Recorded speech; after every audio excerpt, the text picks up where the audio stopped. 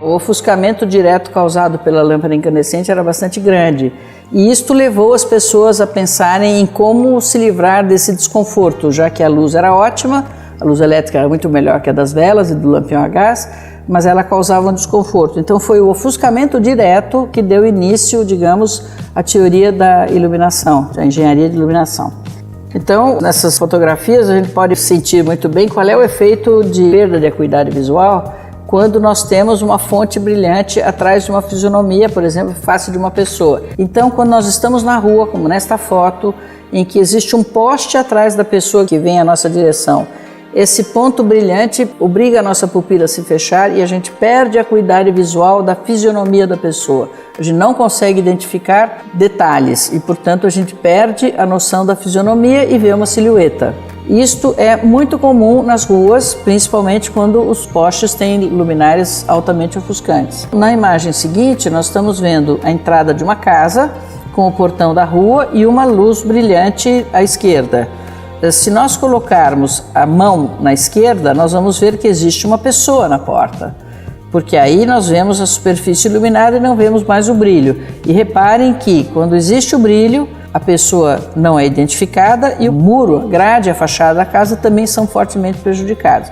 Ou seja, é só retirar o brilho diretamente da visão para que a gente volte a ter acuidade em relação aos objetos que estão sendo iluminados.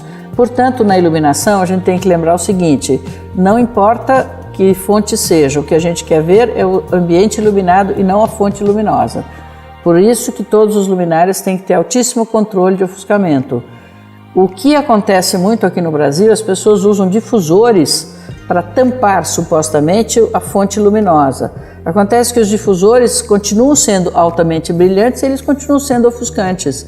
Então não basta colocar um difusor para eliminar o ofuscamento. O que se precisa fazer é calcular corretamente a luminância da fonte, ou seja, o brilho daquela fonte, seja um ponto, seja uma superfície, de maneira que ela não diminua a acuidade visual por causa do efeito de ofuscamento ou de deslumbramento. Então a civilização de 24 horas e a luz elétrica deram origem a uma instituição nos Estados Unidos chamada Illuminating Engineering Society, o IES, que nós conhecemos bastante, e que veio a ser o primeiro protagonista da teoria da iluminação.